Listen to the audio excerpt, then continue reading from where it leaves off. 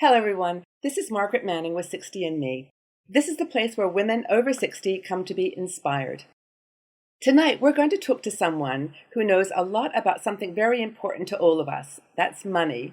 Her name is Chellie Campbell. She is a leader of a workshop called Financial Stress Reduction in the States, and she has workshops all over the country. She's also an author of 2 books. One is called Wealthy Spirit, and the other is Zero to Zillionaire. I am so thrilled to have you here with us tonight, Chellie. Thank you for being here.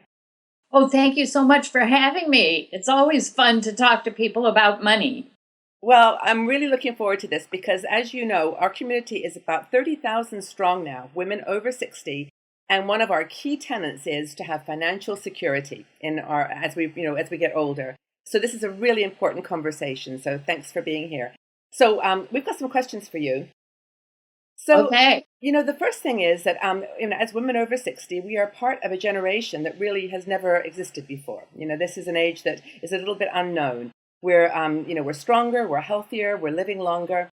And so that's a great thing. But on the other hand, women are having to be financially responsible for a lot longer. So the question is, do you think that the model that we have of retirement is actually serving us in this new style of living that we're facing? Well, no, the model is broken. For example, in the United States, we got Social Security in 1935. At that point, 63 was the life expectancy, and they said you could collect Social Security at 65. So you were only supposed to get it 2 years after you were supposed to be dead. This doesn't help. Just for the last couple of years of your life. It was never meant to be something that you were going to save enough money to be able to retire and live for 30 years on it. So the model has been broken, and all of these investment advisors, I talked to them and I asked them the truth. Like, how many people can really save enough money during their working years to retire and live for 30 years on the money? And they said 3%. And I said, a game that everybody's playing that only 3% win is a broken game. So we have to get used to the idea that we're not going to retire at 65 and live on what our savings are for the next 20 or 30 years. It's not reasonable. Then we have a challenge, though, because a lot of employers are either subliminally or deliberately moving older people out of the workplace. And when you get to be 60, 61, 62, they're looking for you to move on. So a lot of women have to look for other means of making money, part-time work or some kind of other resourceful, endeavors. So, can you give us any thoughts about what resources a woman might use to think about how to, make money independently and outside the normal workplace? Well, owning your own business is always a great thing, and nobody can fire you from that. Like, I'm a workshop leader and a speaker and an author. I can do that till I drop dead. I can talk to people forever. It's up to me to gather the people, to make myself known, so I do conversations with people like you who show my work and who I am to other people. And I'm on Facebook. I'm older too. I just turned 65. Okay, so yay, Medicare. This is big in the United States. Okay. So it was a huge deal for me. And I'm looking, okay, so I've got another 20 or 30 years. What do I want to do? I don't want to retire from my work. I love my work. It gives me shape and motivation and purpose to my day. There is nothing I like better than helping people. And like, I have an 8-week workshop. It's a teleclass now, and I'm in class 6 this week. And people are remarking how everybody sounds better and everybody sounds more happier and more confident, and they're making more money and getting more clients in their business. Right. I can't give that up. Why would I give that up? Why would I retire from that? And do what? Watch television? Play golf? I remember years ago going to see Paul McCartney in concert, and it was during the Wings period. Mm-hmm. See, I can talk about all of this stuff, and you guys get the references. We got it. So I never forgot it. In the program notes, they had interviewed him and they said, why are you working so hard? You're doing new albums. You're doing this tour. You have more money than you'll ever need. Why are you doing this? He said, well, what am I supposed to do? Quit and ride around the world in a boat? He said, that might be a gas for about a year, but then I'd want to play music. So this is my fun. And I always remember that. And I said, that's what we should all be doing. Looking for work that inspires us, motivates us, and we feel like we're being of service to people. And then we don't ever want to quit it. So we're always going to make money. So starting your own business would be your advice. Is there any particular tips you'd give people for starting their own business? Any resources that they might want to, any books they might want to read? There's a lot of books. I would say for all of us, we should start with Mary Kay's book. Mary Kay Ash, I think was her last name. But cosmetics woman. She started the cosmetics company, and that company has created more millionaires than any other company of women millionaires. Now, I'm not saying you have to do a multi-level marketing. There's lots of pros and cons to all of that. But if you start working in a multi-level marketing with something you're passionate about, a makeup product or something that's easy, you will learn how to do it, how to sell. Because the number one thing that you have to be able to do in a business is sell your product or service. Difficulty here is that women have been raised not to sell. We wait to be asked. This is the big problem. I read a book, it was wonderful, called Women Don't Ask. And women particularly have never been taught how to put themselves forward because it's seen as aggressive. We're supposed to wait for the man to ask us to the dance, wait for the man to ask us to get married, wait for him to call you. All of that kind of training does not work in the marketplace. I think that's changing a little bit now, which is great, because I think I read a statistic that a large number of new businesses now are being started by women over 50. And so I think that we're beginning to get our confidence. And that is actually one of the great things about the community that we started with 60andMe, is that people are getting support from each other in that sense that, no, you can do this. It's a mindset. Yes. It's not a reality. So yes. One of the things that's on people's minds, of course, is the lack of money, either if they're on a pension or doing what you've described as starting a new business or initiative. And financial stress is very challenging for people. So how do you, create a plan or a set of actions that you can do to deal with debt? I mean, we talked this earlier, that a lot of women over 50 have more debt than their younger sisters, say perhaps medical bills or something has come up that's not expected. But how do you build a plan, a budget to actually keep yourself on track? Well, there's a whole lot of things that go into being financially stress-free, if you will. The first thing is, I tell people, if you have debt, you have to make peace with the fact that this is what you did. You've lived a good life and you've gotten some good things that you've purchased using credit, and now you owe the money. It's time to pay the man. It's okay. Now you just have to say, okay, I'm going to make a plan for it. And you need to get positive thinking going in your head. You have to start thinking about money in a positive way so that you can attract more money into your life. Know that it's possible for you to make money, that you're valuable, that you're successful, and that money comes to you. And when you change your thinking, you start seeing new opportunities. If all you do is sit and complain about the way things are and how awful this is and how bills are too high, you're doing all the wrong things and money won't come to you then. Now, I'm not a woo-woo new agey person that says all you have to do is sit in your room and go, oh, I'm making lots of money, oh, and that money's going to come down on you. I go, well, if you think that, I mean, like, how many affirmations would you have to say in front of a piano before you could play it? At some point, you have to take a lesson to revisit and practice. Yes. So there's the metaphysical world and the physical world. So in the physical world, we have to take metaphysics and translate it. But I believe in speaking your word powerfully, positively. People love to give me money, okay? Money is coming to me from all directions, expected and unexpected.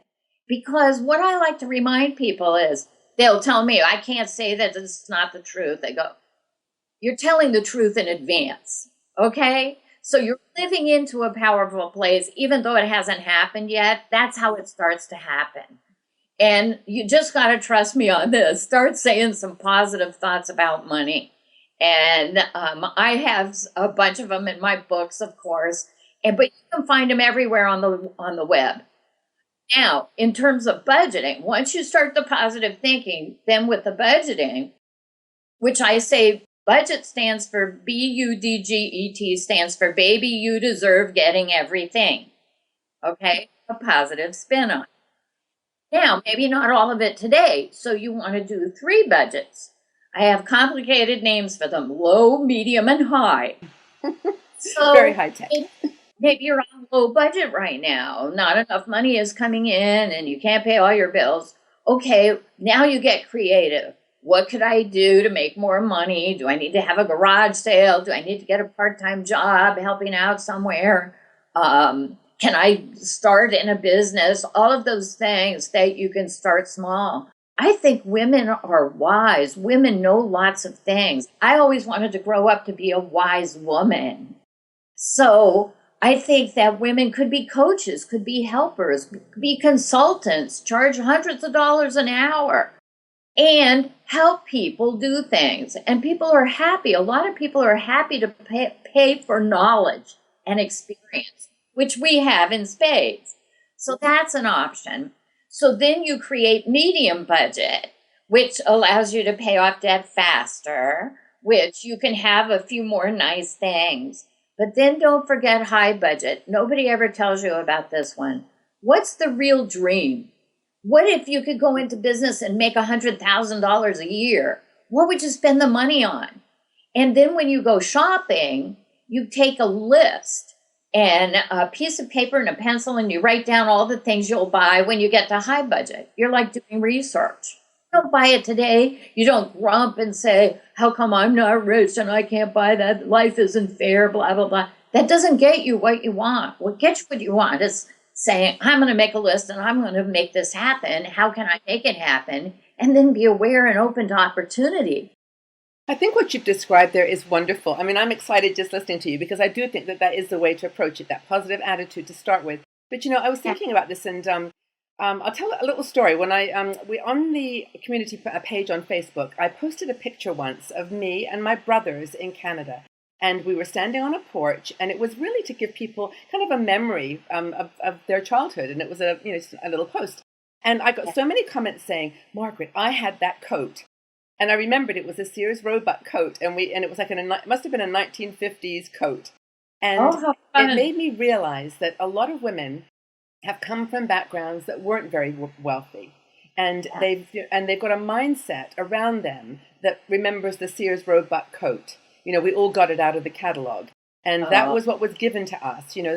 And I think that's the challenge for a lot of women our age, is to come out of that and to feel that they deserve more, that they deserve bigger, even though the psychology might say. So you have an interesting model for financial personas. I thought this was really fascinating. It was the dolphin, the tuna, and the shark. Yes. Is that right? So I don't know whether that relates to what I just described, but I'm assuming it does have something to do with your attitude to how you deal with money. It does. Well, and part of the thing is, what happened to me is I was what I call a tuna, a victim. Okay. I had a lot of very strong people around me who would yell at me, would tell me to do this and that and keep my light under a bushel. And I was very unhappy. I didn't know how to deal very well with strong personalities. I would kind of cave. And I knew this was wrong and I needed to do something about it. So Harvey Mackay wrote a book many years ago called Swim with the Sharks Without Getting Eaten Alive. I said, well, I need that. So by the time I finished the book, though, I said, but why swim with sharks if you could swim with dolphins? So I started that analogy that dolphins were friendly fish. They swim in schools. They look like they're smiling, and they are strong too. They protect other fish in the sea and save sailors from drowning. So dolphins are good, swim in schools, communicate, all of that. Sharks are eating machines. It's not their fault. They were born like that. They got big teeth. The better to eat you with, my dear. And they see the whole world as food. So if you're swimming with them, they're going to eat you. So I kept that analogy going for a long time. And I said, no, there's this third group. And that's tuna. And tuna are the victims, the whiners and complainers, the people that don't take any positive action, but whine and complain about the way things are. They also are the people that swim with the sharks going, oh, well, nice Sharky, there's really a dolphin in there somewhere. I'll help him find his inner dolphin. Meanwhile, they don't notice that the blood in the water is theirs and they're missing a tail fin now. So I developed that analogy. In terms of money, you can only make money working with dolphins because dolphins like to share. They make money, you make money, you're happy, they're happy, great. Sharks don't want to pay you. Sharks want all the money for themselves, so you can't do business with them. And tuna can't pay you because tuna have no money. They just want to complain about it. So you got to look for the dolphins and collect a pod of people who inspire you, who say you can do it, go for it. When you have your plans and say, well, I was thinking of opening up a clothing boutique. What do you think about that? That they're going to say, yeah, you have a great fashion sense. You'd be great at that. Go for it. Those are dolphins. Anybody else who tromps on your dreams, you just can't talk to them. And sometimes people say, well, what if the shark is in your family? And I say, well, then talk about the weather. Talk about the last movie they saw. Don't involve them. But don't tell them anything about your hopes, dreams, or wishes. Interesting. In terms of practical things that people can do, I'm sure that you talk about these in your financial stress reduction workshops. Yes. I would love you to tell us a little bit about what you cover in those workshops, because I think that that's where a lot of what you've been talking about already starts to come into action, and you start to be able to deal with these attitudes and shift your perceptions. Yeah, the first thing I start with in class is the idea of thinking positive and giving everybody some affirmations to get started with, and then that they have to take positive action. There's the metaphysical and the physical. So based on positive thinking and things are going to get better for you, what can you do to make that happen? What kind of a business are you going to go into? Or what kind of a job are you going to get? Or who would pay you something to do something for them? What is your skill and service? Then I send everybody home to write their financial autobiography. And everybody listening here can do that. I explain that in my book, Zero to Zillionaire. But it's easy. Just write down your biography, your autobiography, everything you've done, first from a negative perspective. Every bad thing that ever happened to you, every mistake, every time you were fired, every time you got divorced, every loss, and just really mourn it. Then write your autobiography again from a positive. Every win you ever had, every congratulations, every election or job you got, that was a win. And then look at those two and decide you're going to stay focused on your life as the positive picture. Because the truth is, good things and bad things happen to everyone. It's where you focus that determines what the next 10 years are going to be like, whether they're going to be more negative or more positive. You have the point of power every moment to change that. That is super powerful. That's very cool. Yeah.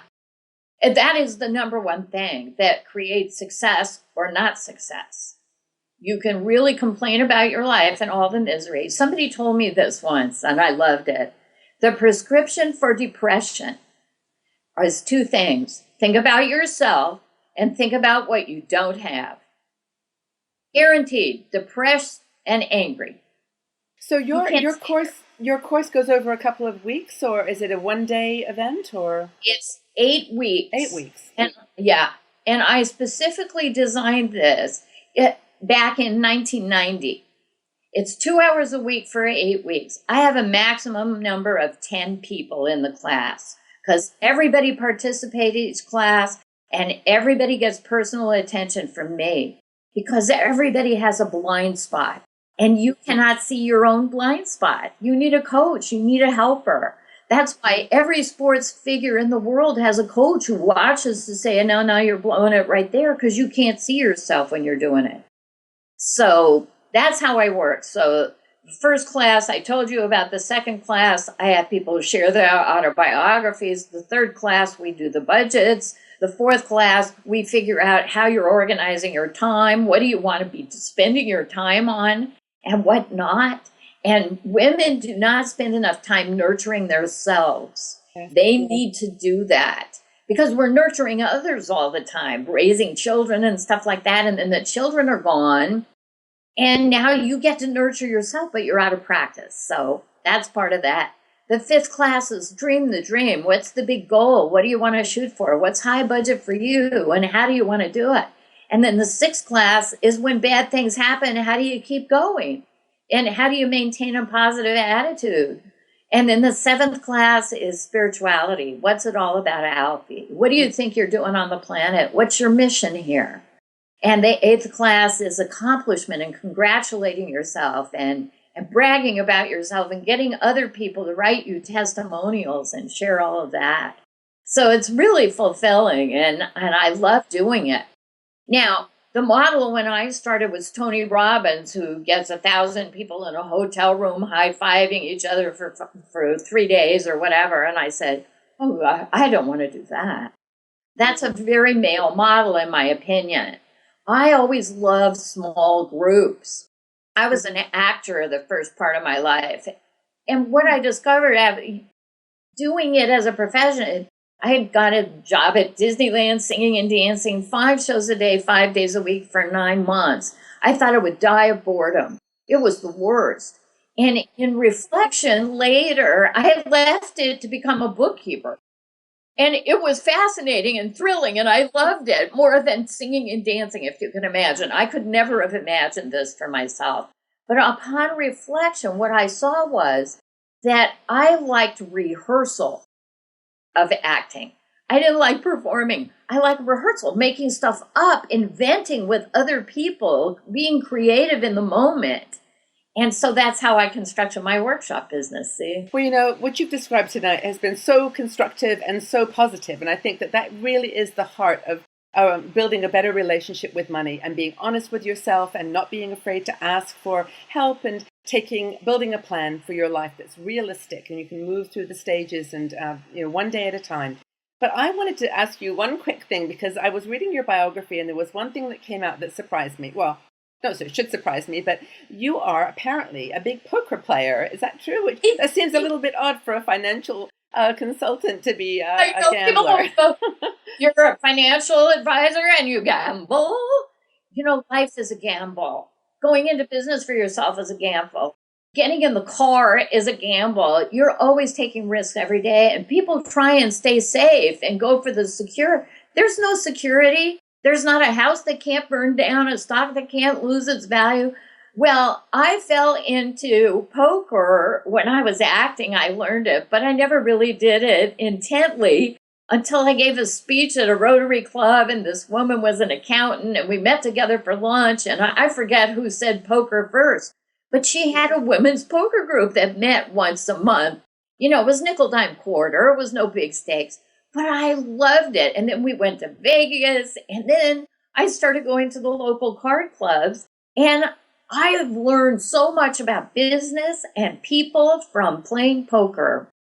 You learn the skill of watching people, of being patient, risk-reward ratios, when to invest money in your hand and when not to, when to hold them, when to fold them.